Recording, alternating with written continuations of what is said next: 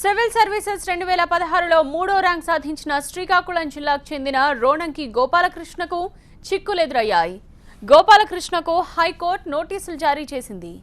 గోపాలకృష్ణతో పాటు కేంద్ర రాష్ట్ర ప్రభుత్వాలకు అలాగే యూపీఎస్సీకి హైకోర్టు నోటీసులు జారీ చేసింది. అనంతరం తదుపరి విచారణ 3 వారాలకు కోర్టు వాయిదా వేసింది. వీలైనంత త్వరలో నోటీసులకు స్పందించి వివరణ ఇవ్వాలని హైకోర్టు స్పష్టం చేసింది.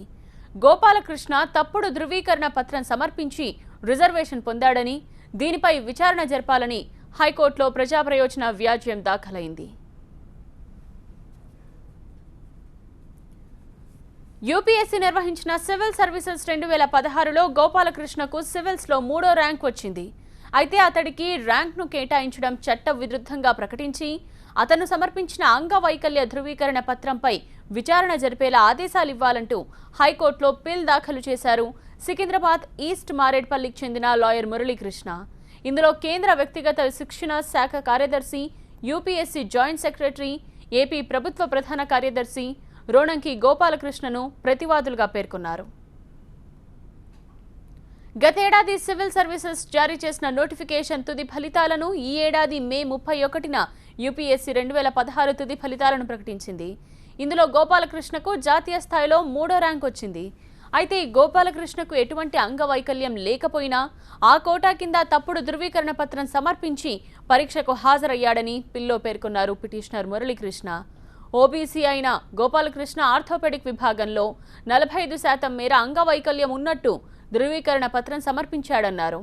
ఓబీసీలకు ప్రిలిమినరీ పరీక్షలో అర్హత మార్కులు 110.66 కాగా గోపాలకృష్ణకు 91.34 మార్కులే సాధించాడు. వికలాంగుల కోటా కింద అర్హత మార్కులు 75.34తో అతను మెయిన్ పరీక్షకు అర్హత సాధించాడని పిల్లో పేర్కొన్నారు పిటిషనర్ మురళీకృష్ణ.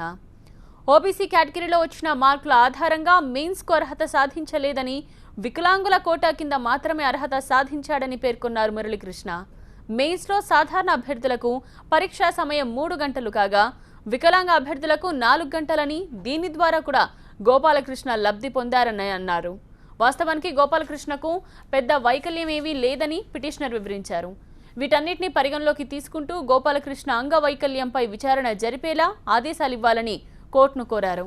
అంతేకాకుండా అతనికి ఐఏఎస్ సర్వీస్ కేటాయించకుండా మధ్యంతర ఉత్తర్వులు జారీ చేయాలన్నారు.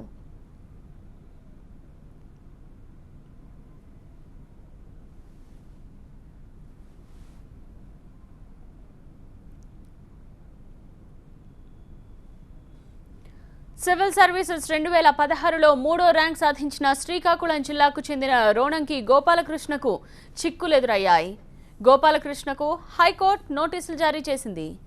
గోపాలకృష్ణతో పాటు కేంద్ర రాష్ట్ర ప్రభుత్వాలకు అలాగే యూపీఎస్సీకి హైకోర్టు నోటీసులు జారీ చేసింది.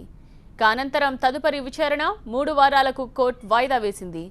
వీలైనంత త్వరలో నోటీసులకు స్పందించి వివరణ ఇవ్వాలని హైకోర్టు స్పష్టం చేసింది. గోపాలకృష్ణ తప్పుడు ధృవీకరణ పత్రం సమర్పించి రిజర్వేషన్ పొందాడని, దీనిపై విచారణ జరపాలని హైకోర్టులో ప్రజాప్రయోజన వ్యాజ్యం దాఖలైంది. యూపీఎస్సీ నిర్వహించిన సివిల్ సర్వీసెస్ 2016లో 3వ ర్యాంక్ సాధించిన గోపాలకృష్ణ ప్రస్తుతం మనకు అందుబాటులో ఉన్నారు. వారితో మాట్లాడదాం. గోపాలకృష్ణ, నోటీసులు అందుకున్నారా? ఈ రోజే నేను పత్రికలో మీ మీడియా ద్వారా తెలుసుకున్నానండి నోటీస్ జారీ చేసినట్టుగా. ఇంకా నాకైతే చేరలేదండి. ఓకే, మీరు అంగవైకల్యం చూపించి రిజర్వేషన్ పొందారన్నది ప్రధాన ఆరోపణ. దీనికి సంబంధించి మురళీకృష్ణ అనే వ్యక్తి కోర్టులో పిల్ వేశారండి, మీరేమంటారు? నాకు అంగవైకల్యం వాస్తవం అండి. నేను 10వ తరగతిలో చెట్టుపై నుంచి పడిపోవడం జరిగింది. అక్కడ నాకు రైట్ హ్యాండ్ ఫ్రాక్చర్ అయిందండి. అండ్ రైట్ హ్యాండ్ ఫ్రాక్చర్ అయితే అంటే ఇప్పుడు బానే ఉంది కదా? రైట్ హ్యాండ్ ఫ్రాక్చర్ అయింది. ఆ రైట్ హ్యాండ్ స్ట్రైట్ గా కాదండి నాది. అండ్ ప్రభుత్వం వారు, ఆ సదరం వారు పిహెచ్సి సర్టిఫికేట్ ఇచ్చారు. దాన్నే నేను డైట్ సెట్ నుంచి మళ్ళీ సివిల్ సర్వీస్ ఎగ్జామ్ వరకు ప్రతి దగ్గర కూడా నేను ప్రవేశపెట్టడం జరుగుతుంది. అండ్ ఇప్పుడు కూడా యూపీఎస్సీ ఇంటర్వ్యూ ముందు నన్ను పూర్తిగా 5 మెంబర్స్ డాక్టర్స్ పరీక్షించారు ఆర్ఎంఎల్ హాస్పిటల్లో. నాకు వాళ్ళు కూడా PHC your PHC person orthopaedically handicapped అని ఇవ్వడం జరిగిందండి సర్టిఫై చేసి. నా కుడి చేయి హ్యాండ్ స్ట్రైట్ కాదండి, అది నా ప్రాబ్లం. నేను ఇది ప్రస్తుతం కోర్టులో ఉందండి అంశం. తప్పకుండా కోర్టులో దీన్ని చేస్తానండి. నా అంశాలన్నిటి కూడా సమర్పిస్తాను. అండ్ ఈ దేవుడు ఇంకో పరీక్ష నాకు పెట్టాడని నేను అనుకుంటున్నానండి. తప్పకుండా నేను ఇందులో కూడా విజయం సాధిస్తానండి. నేను ఎవరికి నేను బ్లఫ్ చేయలేదు, ఇందులో ఏ తప్పుడు నేను చేయలేదు, ఎటువంటి ఇది లేదండి. నేను చాలా ధైర్యంగా ఉన్నాను.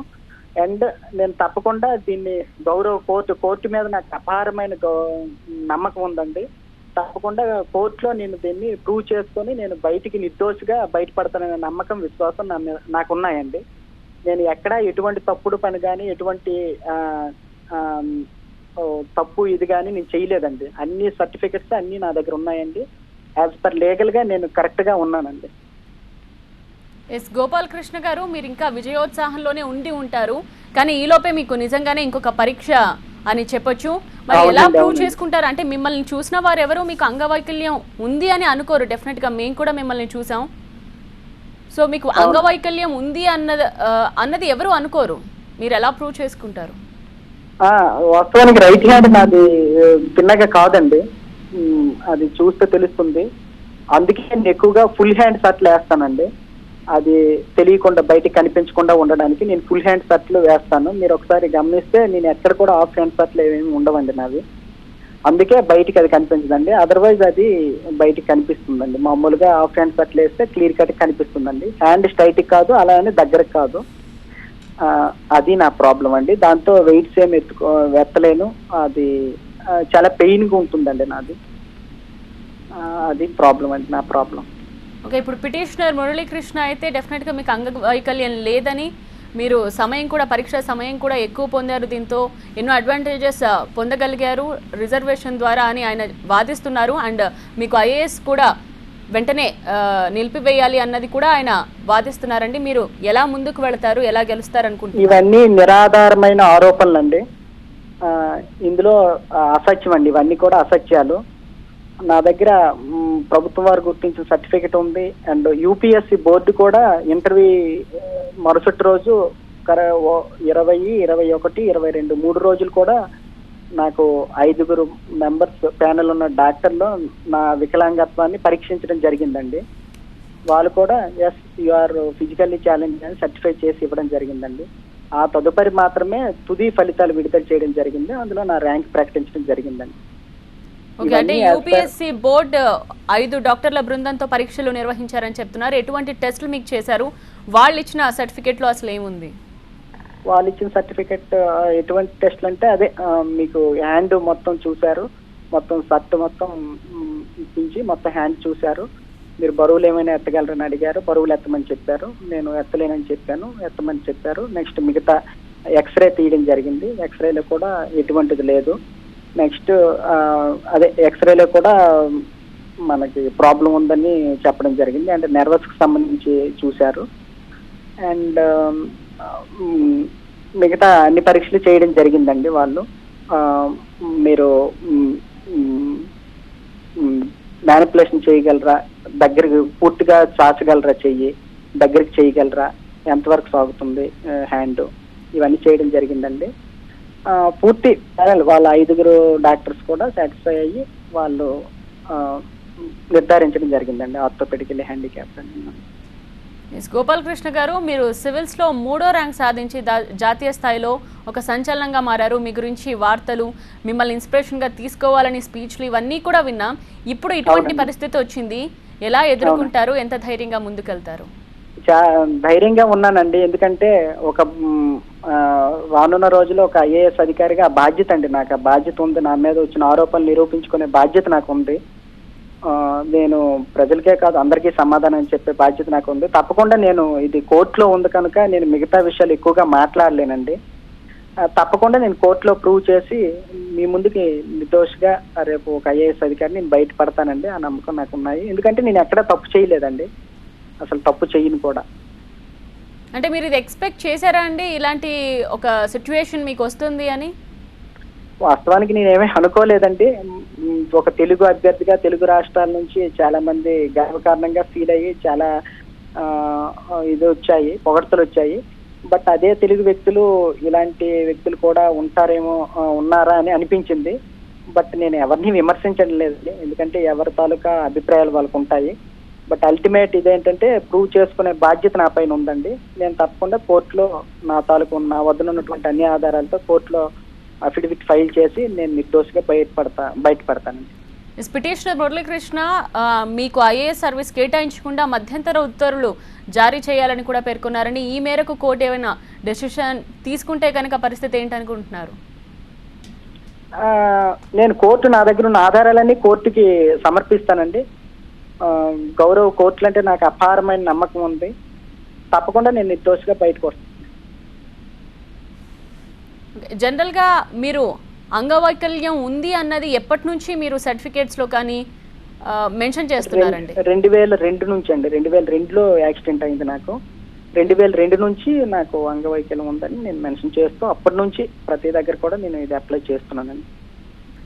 మీకు ఇలాంటి సమస్య ఇంతకు ముందు కూడా ఏమైనా ఎదురైందా అండి? అంటే అంగవైకల్యం ఉంది అని వెంటనే మిమ్మల్ని చూసిన వాళ్ళు ఎవరు గుర్తించరు, కాసేపు మీతో కనుక ఏమైనా ఉంటే ఇంకెక్కువసేపు చూస్తే తెలుస్తుందేమో మేబీ మీరు అన్నట్టు, కానీ వెంటనే అయితే ఎవరు గుర్తించలేరు. ముందు కూడా జరిగిందండి.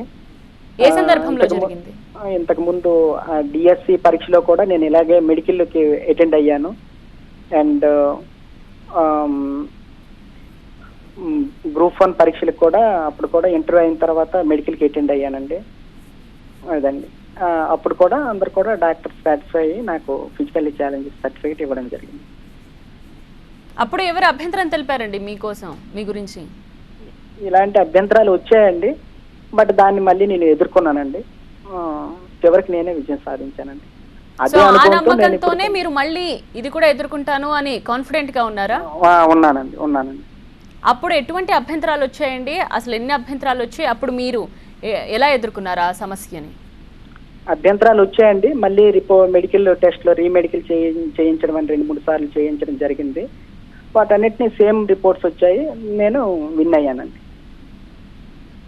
గోపాలకృష్ణ గారు అసలు ఏం చెప్తారంటే సోషల్ మీడియాలో కానీ లేకపోతే యూట్యూబ్లో వాటిలో కూడా మీరు ఫేస్ చేసిన ఇంటర్వ్యూస్ చూస్తూ అందరూ ఓహో ఇలా జరుగుతుందా, ఓహో ఇలా చెప్పారా అని మీ గురించి తెలుసుకోవడానికి ఎక్కువ మంది ఆసక్తి చూపించారు. మీరు 3వ ర్యాంక్ ఎలా సాధించగలిగారు, ఎంత పట్టుదలతో ఉన్నారు అన్నది చాలా మందిని ఇన్స్పైర్ చేసింది. ఇప్పుడు వెంటనే ఇలా వినడం పట్ల వాళ్ళందరూ కూడా ఒక ఆందోళన వ్యక్తమవుతోంది, నెక్స్ట్ ఏం జరుగుతుంది అన్నది. సో గోపాలకృష్ణ గారు ఓవరాల్ గా మీరు ఏం చెప్తారు, ఎలా ముందుకెళ్తారు, ఎలా ఎదుర్కొంటారు? అలాంటి అభ్యర్థులకి అందరికీ ఒకటే విన్నపం అండి, ఎవరు కూడా ఆందోళన చెందక్కర్లేదు. నేను ఎక్కడా తప్పు చేయలేదు. తప్పు చేస్తే నేను అసలు తప్పుడు మనిషినే కాదు, అలా తప్పు చేయను. నేను అంతా ట్రాన్స్పరెన్సీగా ఉంటుంది. కాబట్టి నా దగ్గర అన్ని ఆధారాలు ఉన్నాయి. అన్ని ఆధారాలతో నేను బయటపడతాను. తప్పకుండా ఐఏఎస్ లో జాయిన్ అవుతాను, ట్రైనింగ్కి వెళ్తాను.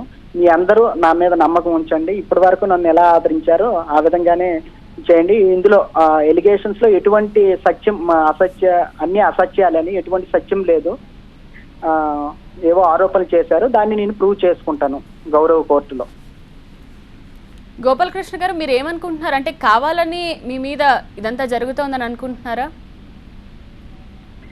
అదని నేను ఏమి అంచనాకి రాలేనండి. బట్ ఇలాంటి వ్యక్తులు కూడా ఉంటారని కొంత సంతృప్తి లోనయ్యాను. బట్ ఏదైనా ఎవరి అభిప్రాయాలు వాళ్ళకు ఉంటాయండి.